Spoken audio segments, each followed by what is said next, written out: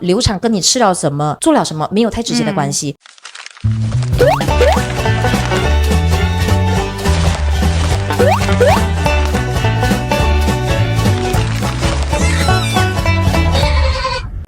世上只有妈妈好，有妈的孩子像个宝。耶，我们成功了，我们终于妹妹套有我们的干爹了。对，我们感谢 Ecolite 请我们喝燕窝，然后呢，他们也推出了新的产品，鱼鳞冻有高达10000 mg 的这个胶原蛋白呀，超赞的！来，我们 cheers， 是配合我们即将到来的母亲节啊，母亲节是在5月11号。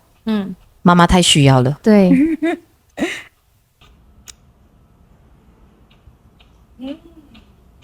今天有我们的母亲节特辑，我是眼睛，我是拉斯达妹妹。那今天我们有我们的美丽妈妈的嘉宾 Emily 来到我们的当中，耶！妈妈就好了，美丽不敢当。美啦，很美了，很美的妈妈了。修饰一下，谢谢。从内心在外在，我都觉得你非常的美，非常的完美。等下再请你喝第2罐的燕窝。可以。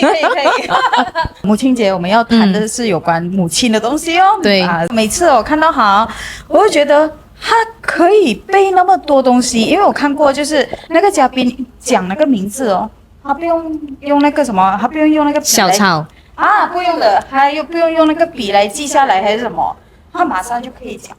所以我觉得他在教育孩子方面应该也是蛮有强迫感，希望孩子是可以拿到全科 A。如果没有那个全科 A， 应该是他的孩子那个耳朵都会烧起来。你这么讲的好像还是虎妈妈这样子。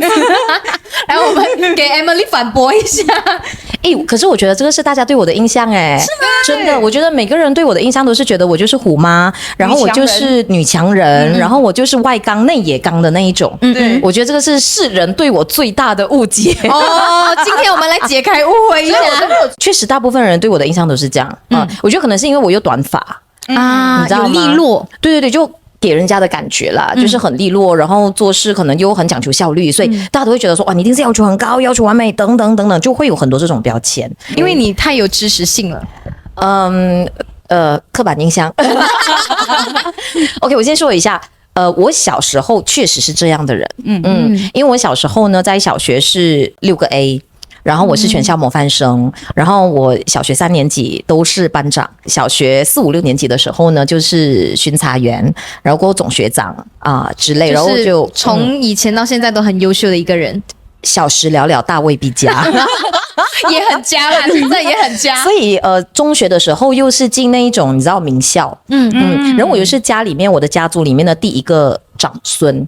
然后所以呢，大家长辈也好，或者是学校也好，老师也好，对我的要求就非常高。那你自己的家长呢？我自己家长对我要求也非常高。我是第一个小孩啊，我是大姐，然后我又是整个家族里面的第一个长孙。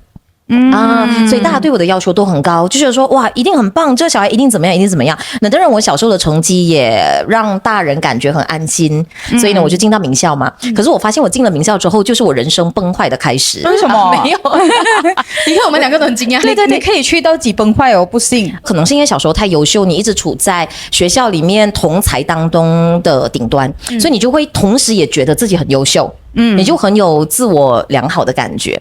可是去到了名校之后，你才知道人外有人，天外有天，你知道吗？这种境界，所以你才会突然清醒。就是当然，可能小时候的自己还算优秀，但是如果你没有自我鞭策，你没有自我成长，那可能你这个优秀也只能停留在某个阶段。这个是中学给我一个很大的体悟跟感悟。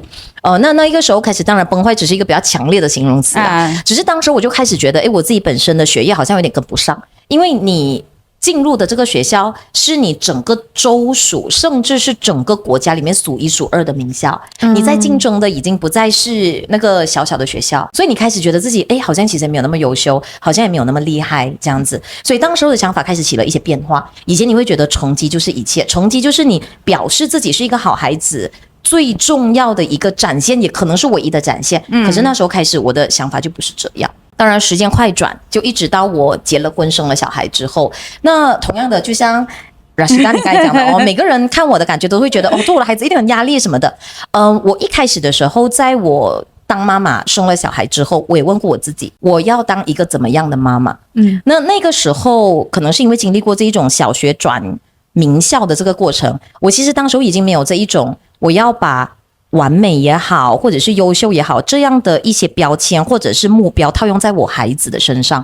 因为我自己就是这样被标签、被期待的孩子，我觉得那个压力太大了。我告诉你们，我小时候的一件事情，小学放学之后，因为我是在渔村长大的嘛，我的同学99.9%都会游泳，因为大家下课之后都会跳进海里面去游泳，只有我不会游泳。因为我是下课之后我就要回家念书做功课的孩子，因为我是好学生，所以好学生他终于在那一方面不优秀。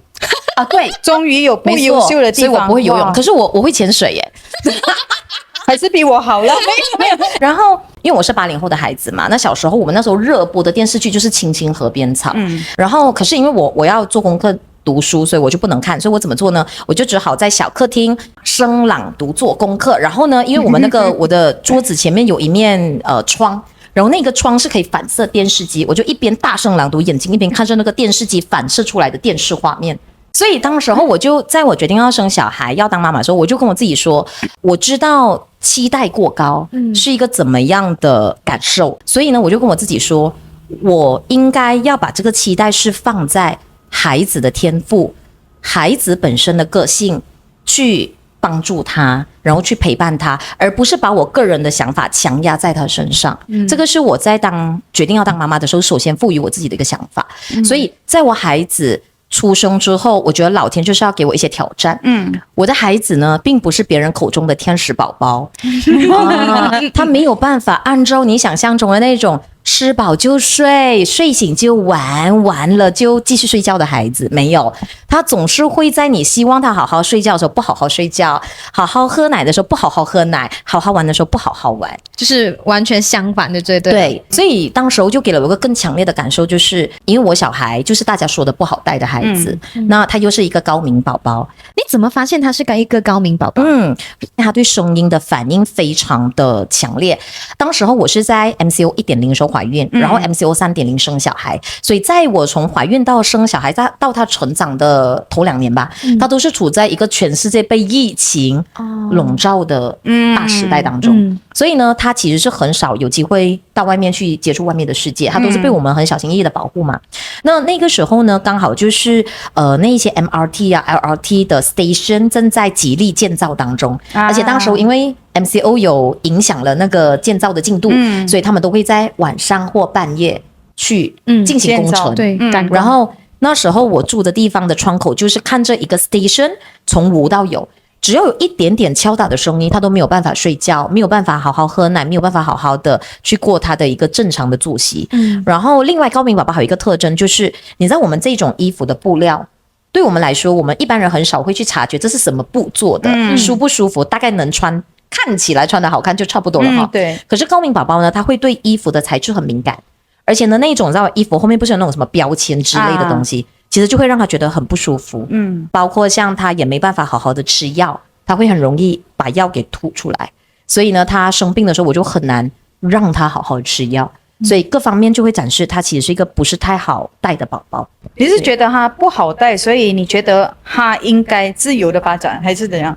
应该是说，因为他不好带，从而让我更坚定了，其实每个小孩果然是每个不同的样，所以我们没有办法用一套的模式，或者是一套的教养，或者是别人说我的孩子这样，所以你做梦不要这样，你没有办法用一套很僵硬的方式去套用在你的孩子的身上。所以在教养的过程当中，我就越来越坚定说，我不是要告诉他应该怎么做，应该是我去理解他，我去观察他，我去陪伴他，从而帮助他长成了一个我们希望他可以长成一个很健康的样子。可能外界反过来知道了我怎么教养，反而会觉得说，哇，你这样子的话，他好像没有办法学东西，或者没有办法成为一个感觉上学识渊博的人。可是我觉得学识渊博本来就不是我们教育孩子唯一的目标跟方向。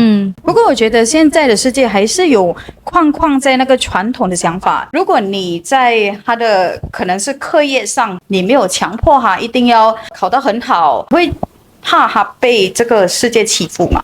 可是学业跟成绩本来就不是一个人优不优秀的唯一标准，所以我不会用他的学业或成绩好不好来判断他以后会不会被人欺负。学业的这个怎么说？因为我们所谓的文凭啦，好不好？大学文凭也好，或者是一些专业文凭也好，我觉得它已经不再是未来找工作唯一的标准跟条件。对，尤其是我最近就是刚刚主持了一个新书分享会，那这一个新书的作者呢，他本身是马来西亚的一名文科生，那他目前呢就在美国工作。他在美国呢曾经待过的就是有苹果总部在加州硅谷，然后同时呢，他现在本身呢就在字节跳动，也就是世界其中一个最大的科技大厂嘛，他旗下就是有 TikTok 嘛。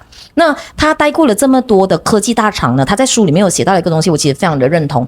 他说呢，其实他在跟这些科技大厂的面试官在进行面试的过程当中，他会发现他的学历呢完全不是成为对方有没有录取他的标准，甚至对方完全不看他。如果要以他的这个学历作为标准的话，身为一名文科生，照理来说他是没有办法进到科技大厂，国际科技大厂，可是呢，他却可以进入得到。所以他就说，在整个面试的过程中，他发现了一个我们可能现在比较难以理解的东西，就是原来呢，我们现在面试工作上的需求，更多的可能是要看你本身的一个进取性，你对事业的一个野心，然后呢，你在这个事业在职场当中的一个上进心，还有你的学习力，当然还有其他的一些能力，比如说你的沟通能力啊，你能不能够独立完成工作，也能够跟团队合作啊，等等，我们所谓的软实力。所以对我来说，我用这个大时代的一个变化呢，回来看我对小孩的教育，我觉得学业已经不再是一切。当然，我觉得学习还是很重要，我不是说学习不重要哦，我只是说成绩不重要。学习还是很重要，只是看你在学什么，以及这些学习会让你成为一个怎么样的人。我觉得 Emily 你刚才说的那个点就是你可以要学习，但同时你不能缺乏了一些正常孩子应该要拥有的一些活动跟社交，甚至是学习一些其他的跟学习上面没有相关，但是他可以在他的软性教育上面有一些的提分的。对对，没错。所以对我自己本身来说呢，其实我是更在意的是孩子的一个身心平衡发展，多过于他的学业。当然我还是要强调一句，我并不是说学业不重要，我只是认为学业，或者我们更准确的来说成绩这件事情，它只是评断你当下某个阶段的学习有没有达标而已，但是它没有办法评断你这个人的身心发展有没有到一个健康健全的阶段，然后你有没有办法独立能够完成工作，又能够跟别人一起工作，那你有没有办法呢，用一颗善良的心，与人更好相处的方式与别人共处，或者是善待这个社会等等，这些东西是没有办法用成绩来评断的呀。对，所以我觉得成绩当然也不是不重要，但对我来说它不是最重要的东西。我突然间想到 Emily 讲的这一段话，我突然间想到很多那些什么杀人犯啊，或者是犯罪分子他们其实都很聪明的，他们就是真的是读书读到很高，但是因为他们只是专注在读书，所以可能刚才说的品格啊，或者是社交啊等等，跟人家相处啊，尤其是这个时代，大家都是拿着手机的，很多孩子他们除了学校之外都是手机。而且我常常在想一件事情，因为我孩子今年4岁嘛，那当然我们刚才聊的那个学业啊，大学什么，坦白说对我现在教养孩子的部分还是有点太远，所以我也一直在思考的一件事情，就是我希望给我孩子怎么样的教养，我希望的这个教养是能够更注重在他的身心品格人格的发展，多过于在学业的原因是在于，你看我们现在 AI 时代大爆发，其实我们现在很多的一些学习已经有 AI 各式各样的工具可以来辅助我们，对吧？我们说我们以前要背乘法表，不需要背，那我们只需要有一些工具可以帮助我们。所以更重要的是什么？更重要的是我们要懂得用乘法表这个工具跟模式去融会贯通。所以对我来说，把乘法表背得好不是重点，但是你懂得使用乘法表的这个工具去融会贯通，解决你将来在生活或工作上遇到的问题，这个才是关键。是就比较明白那个概念是什么。对，然后我就觉得他的那个教育方式是非常你从小就已经灌输那种课业跟你的身心是要平衡的，就好像我们大人就是 work-life balance 嘛。如果以前我妈妈常常问我的东西，常常关心我的东西就是你拿多少个 A 啊？然后你的那个考试怎样啊？为什么老师这样子讲你啊？之类的，就是比较关心我的课业啊。如果是还没有跟我讲什么，诶，你的朋友没有叫你出来一起玩的什么什么那些，所以你没有成为犯罪分子。因为我自己会放松，我会放松自己，所以我妈妈她会比较严谨啊，因为要管我个性哦，你是一个比较野的人。其实我爸爸会比较软性的那种教育他就其实我妈妈就讲，如果你不报新闻，我死的时候你不要回来看我就有点强烈，就是那种很逼人家的那种不过对我来说，就是因为我是很黑的那种很不是佛系阿拉系，所以如果妈妈这样子教我我觉得 OK。不过我爸爸是完全不会逼我的。可是我想要为上一代的长辈说句话，其实我可以理解的，因为就像我刚才讲嘛，我就是一个在有很多压力跟很多期待下长大的孩子，包括我这样听你讲，我也可以理解，就是你妈妈对你也有很多的期待，可能她表达的方式比较强烈。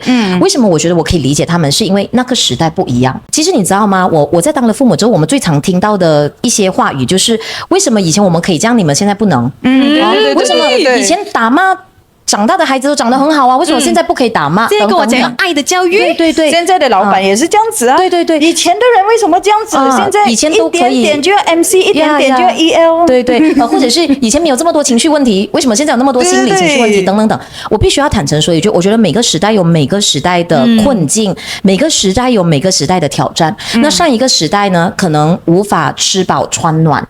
所以呢，对他们来说，你读书好不好就成为了唯一的出路。对，你一定要读得好。所以对家长来说，而且他可能也会认为，孩子读得好不好，就是他们身为一个父母的成绩单。对，对不对？他是不是一个好爸爸？他是不是一个好妈妈？就看他孩子有没有好的这个学业成绩，我可以理解的。到了我现在这一代，我就会觉得，其实现在对我们来说，一般吃饱穿暖不是太大的问题的时候，其实我们就对于人生或者是对于教养方面，我们应该追求的就是更高的一层。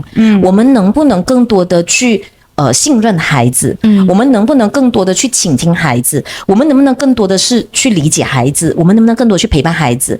过去我们是带着受伤的小孩长大，那是因为整个大时代的问题，每个人心里面都住着一个受伤的小孩，对吧？那可是我们现在已经长成这么大 ，yes， 我们可能很幸运，我们没有走歪，我们有一份看起来正当的工作，我们外表看起来也是正当的一个成人，正常人，对，可是。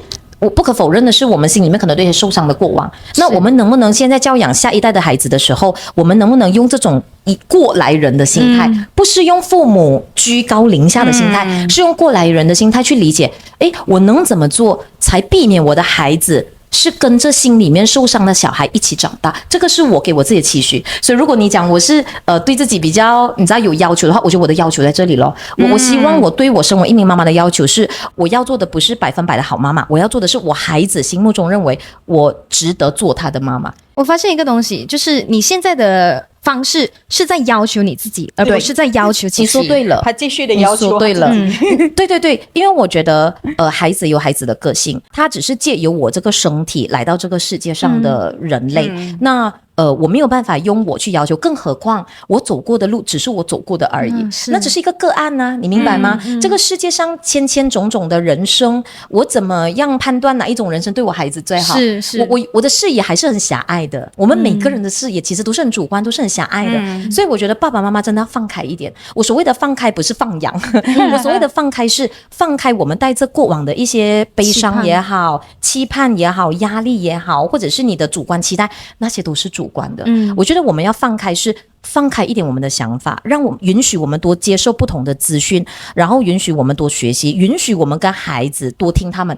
他们是小朋友没错，但是他们本身有自己的想法，他们有自己的情绪，所以这个是我对我自己身为一名妈妈的期待。孩子他还是一个个体，对，他没有办法永远是成为你身边的孩子，他还是需要一个人自己去独立生活。对，他终有一天他会离开我的身边，所以很多妈妈都很担心这一天的到来。那我还在练习啦哈，我的练习你才几岁？对，他才几岁？但是我的练习就是他是因为我而来，但他并不属于我。我的练习在这边，所以我就一直提醒我自己，我当然有期待他可以成为一个怎样的人，但是那个期待不应该成为他的枷锁，对，那个期待应该成为他的辅助。所以我希望我可以成为孩子最好的支援跟最好的辅助，但不是成为他的枷锁。我希望我可以成为这样妈妈，但是我还是要强调啊，我只是一个4岁年龄的妈妈，所以我还在学习，我没有什么大道理，我也很努力的在看书，我很努力地在听不同的育儿 podcast， 我很努力的去向很多的教养专家学习，我也希望自己能够变成一个越来越优秀的妈妈，这是我对我自己的期待啦。你对自己太多期待了。那你为你孩子设下的目标是什么？然后你会好像每天关心他的事情是什么？他是为他自己设下的目标。我一直听到他一直为他自己设下目标，因为我觉得选择当爸爸妈妈这件事情，就是给自己一个机会重新学习跟继续成长。你每天会问他的事情是什么？我问他 Are you happy？哦，我会问他，我会每天问他你开心吗？虽然他每天都告诉我 no， 然后因为小朋友他为什么不 happy？他其实不是不 happy， 他就是故意要回答 no。他就是有些小孩他就是跟你来唱反调，他就会讲反话。3、4岁就是这样的，对，真的耶。那你有骂你的孩子吗？以前会，现在不会。以前会的原因是我觉得，这么我讲这样多他还听不懂我已经很累啊，我这么他还不要睡觉。你明白？以前会，可是现在我已经放开，你知道为什么吗？我就会告诉我自己，他只是一个 baby 吧，他只是一个3、4岁的小人类，他还有很多东西不懂啊，所以我要站在3、4岁的角度去思考啊。而且可能他就是就算懂，他就是故意，我就不要。打翻那个水，你怎样去骂他？没有，我就跟他说，那接下来要干嘛？他就会跟我说要拿滴数来骂。我讲OK， 去拿滴数。他真的会听吗？会啊，他不会，真的会的嘞，会的，真的。我有看过一个小孩子也是这样。对，其实是这样子的，因为为什么我觉得打骂不适合再用，是因为其实打骂只是一种权威式的教育。他为什么你打骂他之后他会跟着你做？他是带着很多的不爽。很多的悲伤或者很多的愤怒，受伤。对，其实每个小孩都很爱爸爸妈妈，尽管爸爸妈妈可能打骂或者是表示出一些不疼爱他的动作，但小孩永远爱爸爸妈妈的。因为小孩来到这个世界上，唯一能够依靠跟信赖和能够一直看着他成长的就是爸爸妈妈。所以小孩是会因为权威的关系，而他可能也不想看到爸爸妈妈在生气，可能他也害怕爸爸妈妈在生气，所以他跟着你要他做的东西去做。但那是他自愿做的吗？他想做的吗？可能未必哦。但是如果你是用一种比较温和的方式，然后或者你放开一点，你告诉他那要怎么办，他就会告诉你，他其实小朋友都知道他该怎么做。但他不做的原因，有时候是因为他反抗，有时候是因为他叛逆，有时候他就是不想跟着你要他做的事情做。那你打骂他就只好跟着，因为他害怕。那坦白说，我不想我的孩子害怕。我反而希望的是他知道他该怎么做，所以有时候他打翻一些东西，他看着我，我可能会安静，我就不讲什么时候，他就告诉我说我去拿滴数。你永远都情绪那么稳定吗？当然不会啊，我也是会崩溃的。我想问，我又不是圣人。我想问一个问题，因为我觉得你是一个事业型女性，那做很多事情，我相信都是要快很准。那其实，在教育孩子这方面呢，是很难快。也很难准的，就是因为我自己本身也是一个比较急躁的人，所以我为什么其中一个不想生孩子的话，就是我跟你讲了3次了，超过3次，为什么你还听不明白？我觉得我是那一种人，但好像你刚才说他只是一个 baby， 你怎么样训练你的那个你真没有打过他呢？什么打手心有？以前有，因为他打手心，他做2件事情，我就会打他的手心。他乱扔东西或者他去打人，那我就会打他手心。可是呢，我现在都不打他手心了，已经没有了。这是在他比较小的时候。然后我当然像你讲我有没有崩溃啊，情绪什么永远都那么稳定？当然不是。OK， 我也是一样的，我也是一个急性子的人。一度想就是你后悔生这个孩子嘛？就是你情绪很崩溃的时候。如果我跟你说，如果我今天还在电台工作的话，因为我以前是一个电台主持人嘛，我现在还在电台的话，我一定要做一个系列叫做后悔当妈妈。我要让所有后悔当妈妈的女性来发泄一下。我觉得这个世代呢，对妈妈有太高的期待了。我们认为生了小孩之后，这个从女孩变女人的妈妈她就要18般武艺样样会的她要情绪稳定啦，她要很会教孩子啦，她要能够很会煮饭，她要很会做家务啦，她最好还能够会赚钱。对，可是不可能的，你知道吗？没有那么完美的妈妈的，每个妈妈都是在学习。而且我觉得这个世界呢，对妈妈太苛刻了。是妈妈只要说她后悔生小孩，或者她累了，你不可以这样讲。喂，为母则强谁叫你生？对了，谁叫你要生的？可是关键是生小孩这件事情，它有很多的原因的，可能是自己期待，可能是夫家的一个压力，可能是另一半想要等等等，可能你还没有准备好你就去生。当然，当妈妈永远不会有准备好的时候。所以，首先先回答你的问题，就是我的情绪没有稳定，我也是会有暴走的时候，但是那个暴走我不会对孩子，我尽量不对孩子。当然，我觉得还是会有发泄在孩子身上的时候，但我尽量不要。我就跟我自己说，他只是个小孩，我有没有办法用更好的方式去处理？这个是我给我自己的功课，没有100%啊，我先讲啊。所以大家不要太高标准啊，没有100%的哈。允许妈妈暴走 ，OK？ 允许妈妈抱怨，因为妈妈也是人 ，all right？ 所以没有高标准。不打孩子对，让他抱怨一下。真的，他这个妈妈不小心打了孩子或骂了孩子，我们也不要骂他，因为他可能情绪也到了一个临界点，他可能没有后援。他可能日顾孩子，夜顾孩子，他可能伴侣不体谅他，他可能夫家或他自己的娘家也没有 support。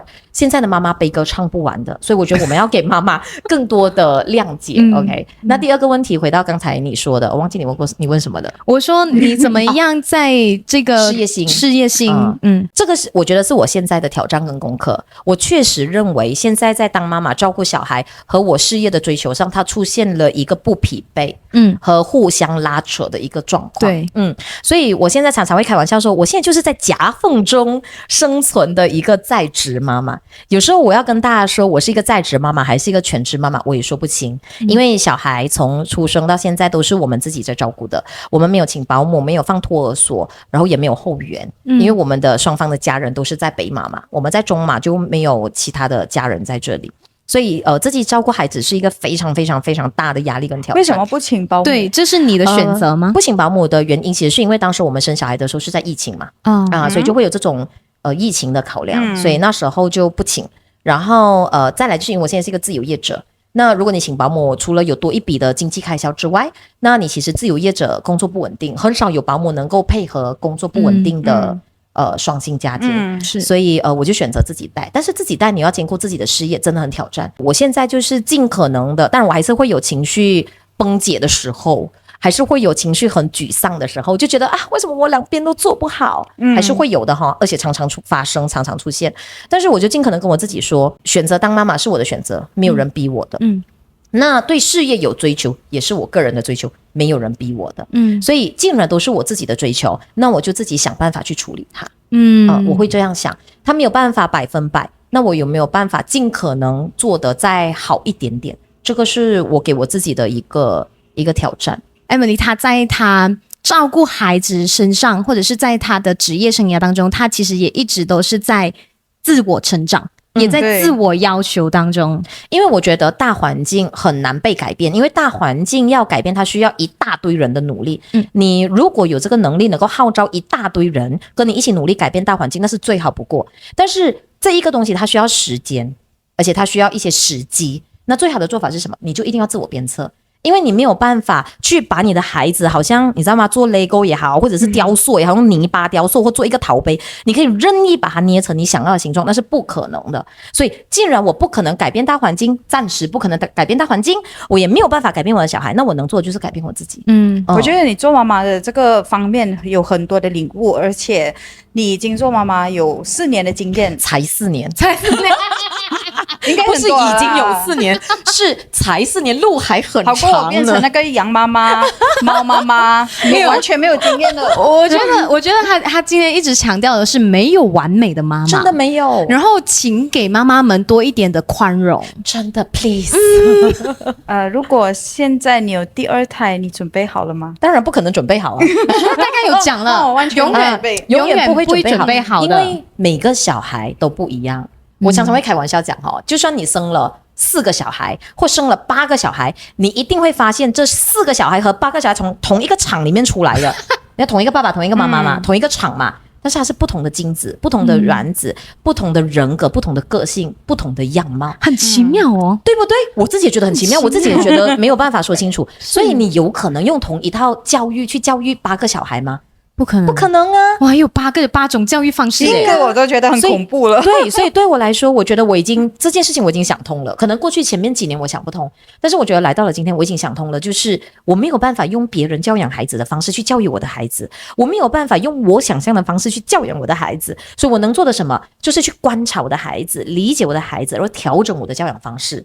当然，我知道一定会有人讲的，就是那你这样就等于放任你的孩子啊，他要怎样你就怎样吗？当然也不是啊。我觉得你就是拿捏咯，拿捏那个尺度咯。什么东西其实可以多一点按照他的个性跟人格，什么东西可以多一点按照你想象的期待，那个东西还是可以去调整，也不是说100%。那其实最近你也经过了一段不太那么开心的一个过程，流产的过程。那其实你在这件事情上面，你是怎么样去看待跟舒缓自己的情绪呢？这个东西我要对着镜头讲。我觉得你知道吗？其实我流产了之后，因为我怀孕是意外怀孕的，2胎并不在我的计划当中，至少在现阶段。那我意外怀孕了之后，我就没有告诉大家。其实最大的原因是因为我从一开始发现我怀孕，胎儿就处在一个不稳定的状况，所以我一开始就是需要安胎，那我就没有告诉大家。那一直到1个多月之后，就发现我流产。流产的原因是因为我胎停，就是胎儿。这个胚胎，对，它就在子宫里面就失去了生命迹象，所以它就必须要流产把它给排出来这样嘛。那当时候呢，我还记得我是半夜流产的，那流产了之后呢，我就觉得我的整个状态处在一个我觉得自己不太好的一个状态，我也没办法哭，我也没办法发泄，然后当时候呢，我就决定要把我这1个多月的一些片段剪成一个短视频，然后发布到我的社交媒体。那发布的时候，我就终于大哭一场。你为什么之前就不敢哭呢？我不是不敢哭，我发现我哭不出。我哭不出，他找不到一个情绪出口。可能对，我觉得可能对我来说，我当时候的想法可能也不是沉重，我可能就觉得说这就我一个人的事情啊，就我这么跟其他人讲，然后加上也算是半个公众人物这样子，所以你就会觉得说，为什么要跟大家讲？不用讲了，这是比较负能量的东西，然后自己好像也没有办法有一个出口。然后结果呢，在我发布了那个短视频跟写了一篇文章之后，我就终于大哭一场之后，我就觉得我 release 了，对，舒缓了，然后我就没有看手机咯。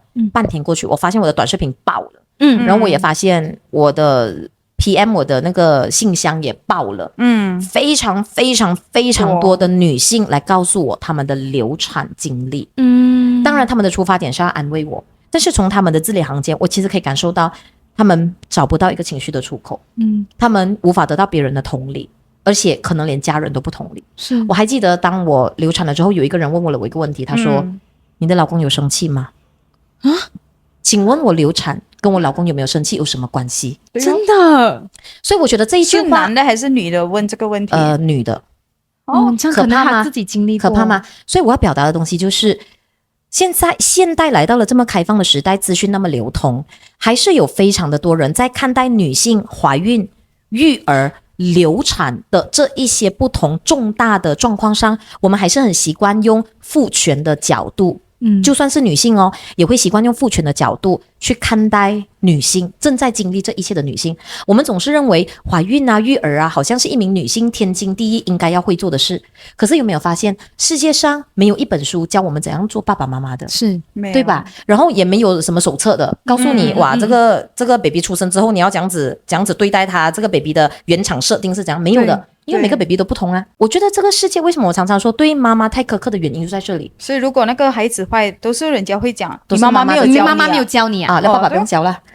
什么？他讲对吗？你没有家教的咩？你家里没有教你啊？对。然后或者大家就会认为为母则强，那为什么没有为父则强的？是对吗？每个人都是认为当了妈妈就很强壮了的，这样为什么没有当了爸爸就很强壮呢？所以大家还是有很多这种刻板印象。所以这个流产事件对我来说当然是一个很难过的一个关卡。那另一方面也会让我深深的感受到，原来世界上还有这么多经历流产事件而没有出口，得不到身边人体谅，得不到社会接纳的妈妈，而他们他们跟我分享是想要安慰我，但同时我也发现他们可能也在我这边找到了一个出口。非常多的妈妈告诉我说：“你好勇敢，你敢讲。”其实我那个当下，我第一个感觉是，对，我就第一个感觉说我不敢讲。然后，但是后来我才理解他们不敢讲，因为他们讲，大家就会说是你的责任，对，是不是你没有好好照顾 baby？ 你吃了什么才会流产？其实各位知道吗？流产跟你吃了什么、做了什么没有太直接的关系，它比较直接的关系是可能你高龄，或者可能这个胎儿本来就有染色体异常，也就是说这个胚胎的组成它本来就不健康，胎停只是一个自然现象。